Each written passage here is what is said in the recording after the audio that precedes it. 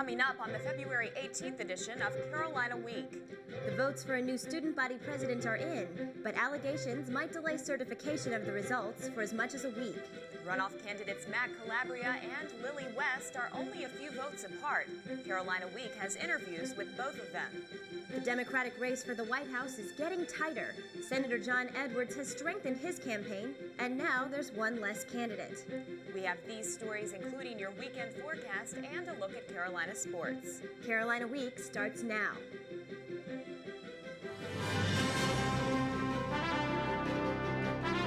From the School of Journalism and Mass Communication at the University of North Carolina at Chapel Hill, this is Carolina Week.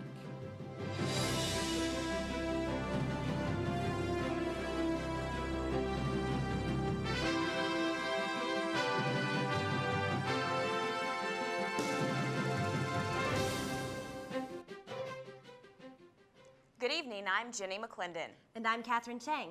Our top story tonight. A day after the student body president runoff election, the race is still undecided. SBP hopefuls Lily West and Matt Calabria waited in Carroll Hall Tuesday night, surrounded by the supporters who had helped them for weeks. The tension grew as the night went on, with nervous candidates waiting for word from the Board of Elections. About half an hour after the results were expected, word did come from Board of Elections Chair Melissa Anderson, but it wasn't what anyone had anticipated. Everyone, we're very sorry for the delays. We must postpone the certification of this election. We have a number of different allegations that we must investigate in order to maintain the integrity of this election. It's impossible to give a time frame at this time when we will have the results. Thank you. Board of Elections Chair Melissa Anderson released this follow-up statement to Carolina Week Wednesday morning. Serious allegations concerning political solicitations near computer facilities and polling sites were brought forth in the closing minutes of the polls. There have also been allegations of unsolicited mass emailing and illegal use of computers. The investigation concerns both campaigns, hence we are concerned about the legitimacy of the election results. It's easy to understand why the Elections Board wants to make sure it investigates anything that might have influenced the vote. The race was extremely tight. The uncertified results show that Lily West got 3,060 votes, only 7 votes more than Matt Calabria, who received 3,053. 6,113 students cast votes in what might be the closest race in Carolina student elections history. Board of Elections officials are now faced with a big job investigating the allegations and deciding this very tight race. Carolina Week's Allison Sossaman joins us with more. According to the Board of Elections rulebook, some of these allegations could result in serious consequences. The 4 allegations were brought forward to the Board of Elections right before the polls closed at 10 p.m. Tuesday. At least one of these violations, campaigning near computer facilities, is grounds for disqualification if the candidate was aware of the activities. According to printed post-election procedures, the BOE is supposed to certify the election results within 96 hours of closing the polls. If there's any suspicion of election law violations, the board can vote to postpone the certification deadline by 72 hours if necessary. If the investigation requires any longer than that, the Student Supreme Court must approve further postponement. Elections officials have been meeting behind closed doors for most of the afternoon, and there's no word on just when they'll have a decision. So for now, all the candidates can do is defend their campaigning methods and hope for a fast resolution to this investigation. Live at the Student Government Office, Allison Sossaman, Carolina Week. Jenny? Thanks, Allison. The allegations surrounding the election are the buzz around campus, and in the center of it all, the candidates themselves. Carolina Week's Courtney Robinson caught up with Lily West, who technically got the most votes, but still doesn't know if she got the presidency. An extremely disappointing election night has led to an even more frustrating day for Lily West. I mean, it is frustrating. It takes a lot out of you, and I feel like I've been beat up by 10 people. There have been allegations of several campaign violations for both candidates. One of the allegations deals with campaign workers for West campaigning near a polling place on the day of elections. The Board of Elections questioned West and her boyfriend, UNC alumnus Alistair Cooper, Tuesday night. Well, they actually just pulled Alistair aside, and I was told to come. They just kept me in another room, and I just talked to them like regular people, actually. I just asked them kind of about how things were going. I mean, we talked about stuff outside of the campaign. I don't know what went on in that meeting. That's not my meetings. West vehemently denies these allegations. If you know my campaign team and the way we have addressed every single rule in the code, we have never violated anything. Brian Fauver, former chairman of the Board of Elections, says candidates should be active in keeping order in their campaign. Candidates themselves have to take a greater responsibility for ensuring that everyone that is even remotely related to their campaign knows exactly what the rules are and that they stay away from polling sites on Election Day. West says she knew the race was close, but expected a clear-cut announcement of the results. This isn't the victory that anyone imagines. You know, even if it's a close race, you win it as a close race, but this whole mess at the end of it. Prior to the runoff, candidates prided themselves on having a civil campaign process. West says the runoff has shown the cutthroat nature of the race. It just is so disappointing to me that people resort to such measures. And it's really disgusting. Like, physically, it makes me sick. Until the BOE releases a final decision, West says there's nothing she can do. You almost wonder if you want to be part of something like this. Like, this is not the UNC I love and adore. In Chapel Hill, I'm Courtney Robinson, Carolina Week. West was student body president in high school, but chances are she didn't have to go through anything like this back then. The other candidate in the spotlight, Matt Calabria, came in only a few votes behind West, and he's facing some allegations of his own. Calabria says he's quit all campaigning during the investigations, which is required by election laws. Senator John Edwards says he's giving John Kerry a run for his money after finishing a close second to Kerry in Tuesday night's Wisconsin primary. Edward led Kerry after the early returns and wound up with 35% of the vote, only 4 percentage points behind Kerry. Howard Dean withdrew from the race after a disappointing third-place showing. Edwards says he's confident after his strong finish in Wisconsin. People of Wisconsin spoke loudly and clearly today. They want a debate. They want this campaign to continue. They want someone who will stand up and fight for them and fight for their jobs.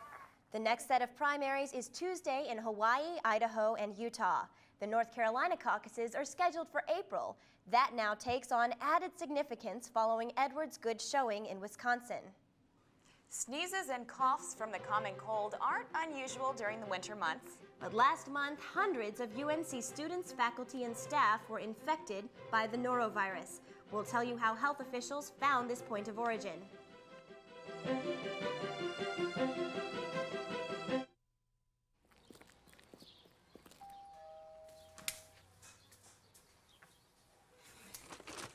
Mrs. Abruzzo, I'm Ed McMahon, and we're signing up people for... Yes, I am. Yeah. Mr. Murphy, Ed McMahon. We're starting up... No. Dreams really do come true. No. Yes, Ed McMahon, see. Ed McMahon. Yes, Ed McMahon. We're having our first Ed ever... McMahon. Yes. Tuesday night at the high school. We're starting up the neighborhood watch in this area, and here's all the information. Stevie, get down here, please. No, it's just 5, 6, 7, 8. No tango to now. Neighborhood watch. We're having this neighborhood watch, the first one. Right. I'll come back. Bye-bye. Bye-bye. Thank you. Start a neighborhood watch. It's just one of the many ways you can help make America stronger. To find out how, call or log on for this free guide.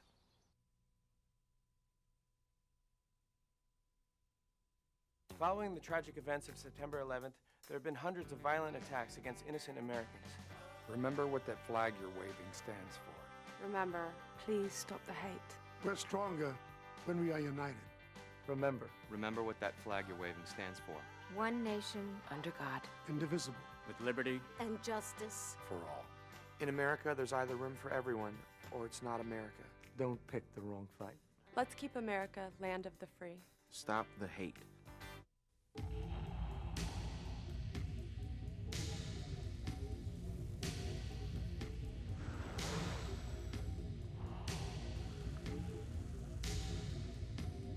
If you think there's a difference, you're dead wrong.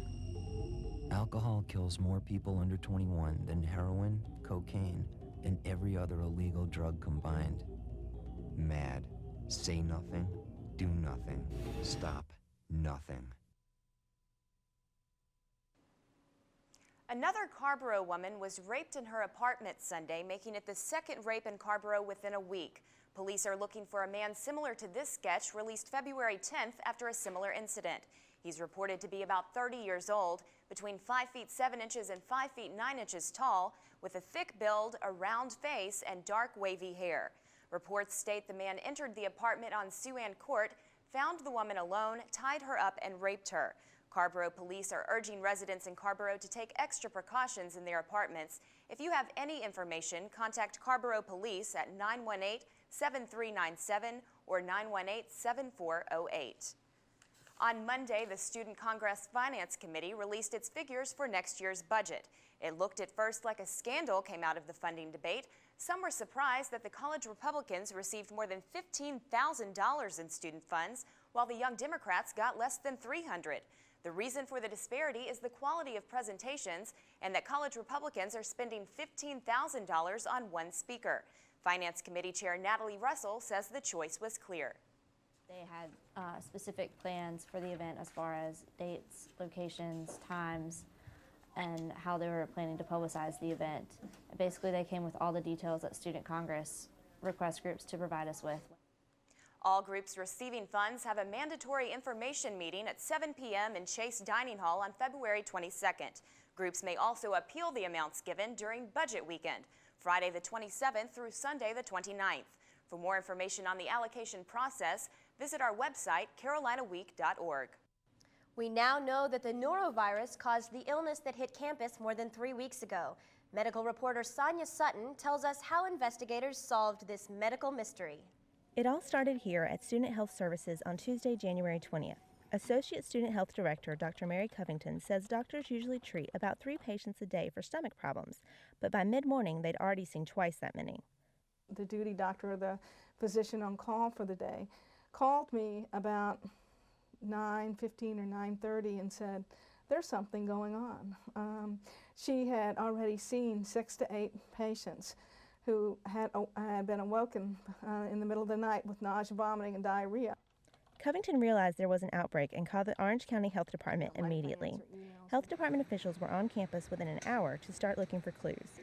Covington estimates more than 250 people contacted Student Health with symptoms of the virus during the following week. Orange County's Environmental Health Director Ron Holdway says investigators used interviews to find the link between where students ate and where they got sick. They quickly zeroed in on Lenore Hall. The basics of it is we look at the numbers of people who ate there and got sick versus the numbers of people who may have eaten there and not got sick. Orange County's Community Health Services Supervisor Judy Butler says the number of students who got sick was striking. This is the largest thing that I remember at the university. Almost like something out of a movie, student health officials blocked off this hallway to allow 4 extra beds. They also had 5 extra beds in the acute care ward. Health officials say even before the UNC outbreak was over, norovirus struck North Carolina State's campus last week. That gave disease detectives one more chance to trace the spread of this highly contagious virus. In Chapel Hill, I'm Sonia Sutton, Carolina Week. Health officials say the best way to prevent the spread of norovirus is to wash your hands often. North Carolina isn't supposed to get snowfall 3 or 4 times a year, but gloves and hats were back earlier in the week. When winter seems to leave us, it returns even stronger. Tuesday, the pit looked almost empty when the snow and cold hit students, but some were able to find relief drinking coffee and eating bagels. Snow always brings out the kid in us. Students created what might be the last snowman of this season. At least we hope it was the last snowman of the season. Scott Williams joins us now with weather. Please tell me this winter weather has come to an end. Well, that's a definite tough answer right now, as Mother Nature's been treating us really bad this winter. We're going to have to wait and see, but spring officially begins in mid-March. We'll just have to keep it tuned and see what trick she's going to have up her sleeve. But first, let's take a look at this week's weather question. And we definitely didn't see 10 inches of snow around here, but here's a good one. If 10 inches of wet snow melts, how many inches of liquid would it produce? Is it A, ½ inch, B, 1 inch, or C, 10 inches? I'll have your weekend forecast and the answer after the break. It's commonly found in the transverse segment of the colon with vascular congestion and smooth surface. Typically, the biopsy proved to be a tubulovillous adenoma. It's a polyp! Why doesn't he just come right out and say it? It's a polyp. Sir, do you mind? Look at your textbook. Could I see that pointer? We got one. Stopping colon cancer is simple. Get the polyp early and stop colon cancer before it even starts. wait. Just get the test. I need the credits. Get the polyp. Attica! Oh, shut up! Get the cure.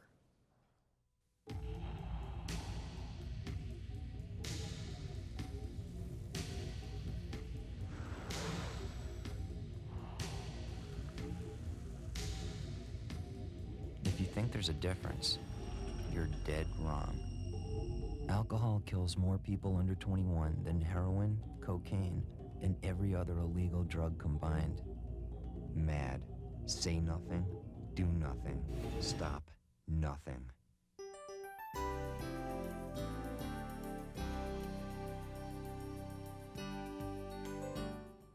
Well, folks, this week has definitely been a wild one. It began all on Sunday, where we saw frigid temperatures, snow, sleet, and freezing rain. Now, that continued for portions of your Monday and into Tuesday night, and we finally made it to Wednesday, your AKA hump day, but I'm going to call it a transition day as temperatures have begun to moderate, and they will continue to do so throughout your Carolina Week 4-day forecast. Looking at your weather headlines, you can see that that old man winter that greeted us earlier in the week is going to become a distant memory as temperatures are going to warm up in your Carolina Week 4-day forecast, and all in all, it's going to shape out pretty nice. And we're going to introduce a chance for some rain on Saturday, but the bulk of your weekend forecast after we get that rain out of here and into the latter portion of your Carolina Week 4-day forecast is going to definitely shape up nice. Let's go ahead now and put your forecast into perspective. If we take a look at your satellite map, you can see that this area of low pressure has now moved all the way up the eastern seaboard. This area of low pressure brought us all the havoc in our region as far as trying to predict if it was going to move inland into North Carolina a little more, giving us a better chance for more accumulating winter precipitation. And we've seen a lot of these systems just skirt through our area, but all in all, we haven't seen that much in the way of accumulating snow this winter.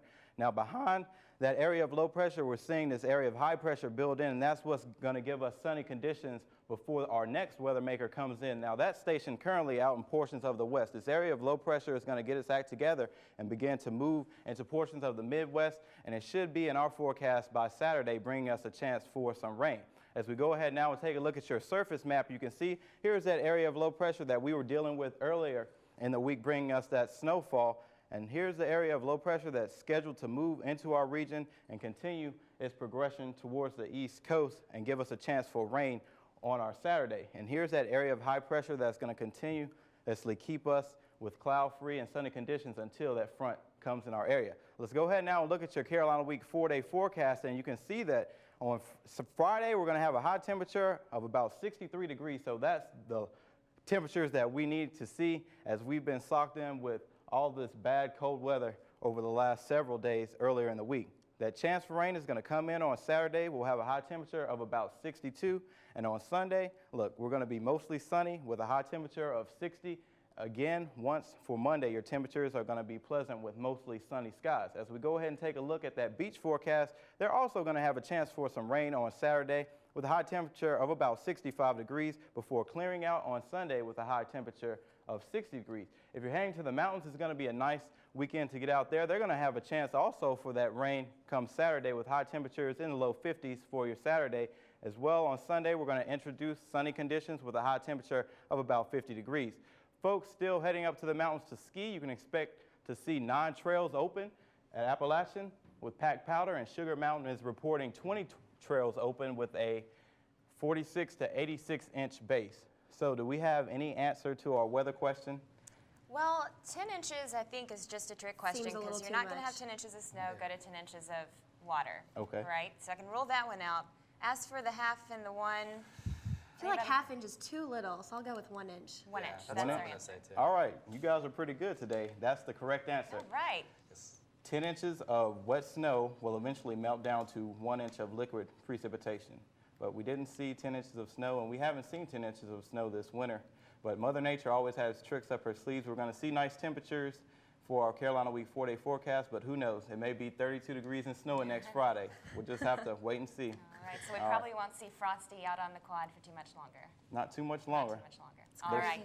Yeah. Thanks, Scott. Well, hopefully these warmer temperatures that you mentioned will bring some wins for Carolina. Luke Notstein joins us now with sports. Can you give us any good news? Well, two of our rivals played over the weekend, NC State and Duke. NC State pulled it out, so Duke is no longer undefeated in the ACC. But the conference is very tough. We definitely need some wins so we're not on the bubble. Speaking of basketball, with a week off, the men's basketball team should be well rested for a Saturday matchup against Florida State. The winter weather might be the only thing that keeps one Tar Heel player off his hot streak. We'll take a closer look at UNC's Mr. Consistency when we return.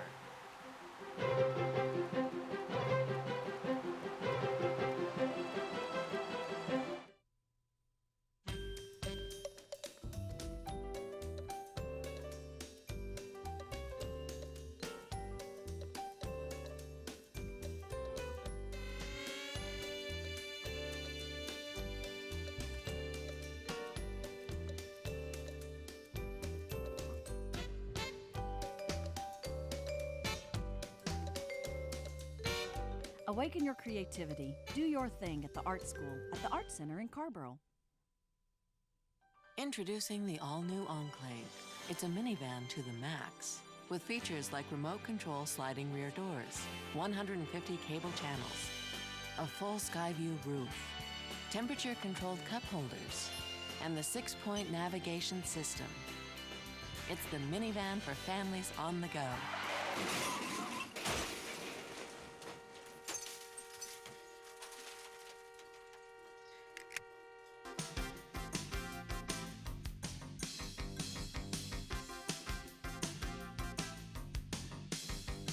The season has been a roller coaster ride for the Tar Heel men's basketball team.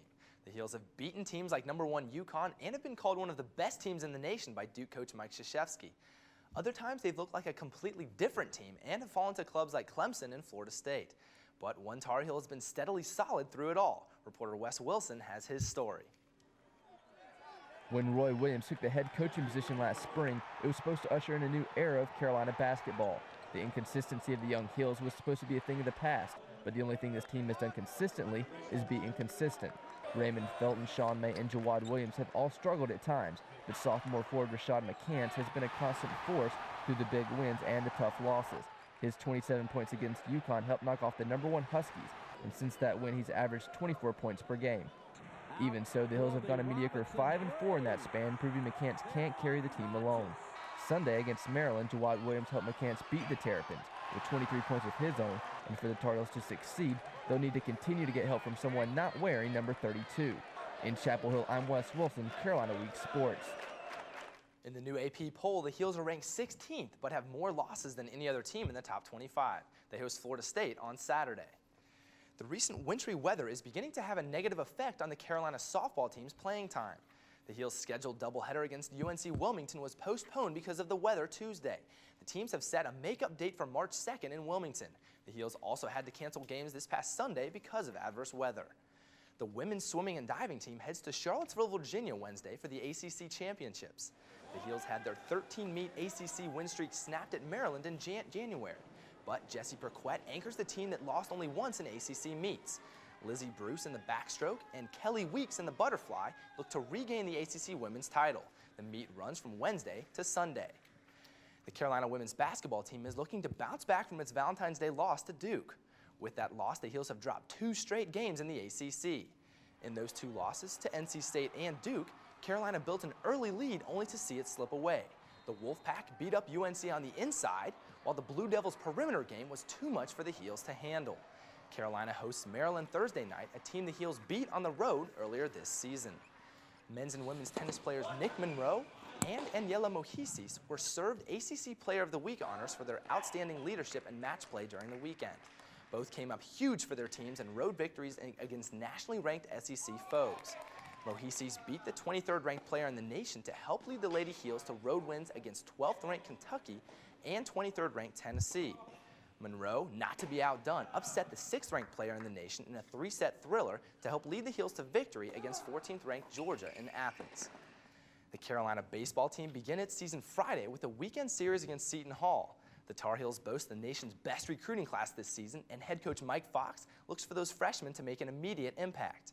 UNC was just 2 wins short of a trip to the College World Series last season. UNC's field hockey team has 3 new members. Leslie Barros, Allie Tanner, and Anne-Marie Janis are a trio of high school All-Americans. The 3 will join a Tar Heel team that returns all 11 starters from last season. The field hockey team finished with a 16-6 record last season, losing in the first round of the NCAA tournament. Well, ladies, field hockey doesn't get a whole lot of press, but we've got some great recruits coming in this year, and I think that they're going to shake up some things this season. So hopefully, maybe look for them to do some things and look for them in the news. Yeah, I've actually been to a game or two over the past couple years, and I've been really impressed. We've got quite a field hockey team. Pretty intense. It's a tough sport to play. I've tried it myself, and it's not easy. Didn't work out for you, huh? No, it didn't work out at all. That's why I'm up here. All right, thanks, Luke. Whether at the Dean Dome, at Keenan Football Stadium, or in the pit, nobody knows the real Carolina like a student. Or like prospective students and their parents. Do they like the Carolina they've been seeing lately?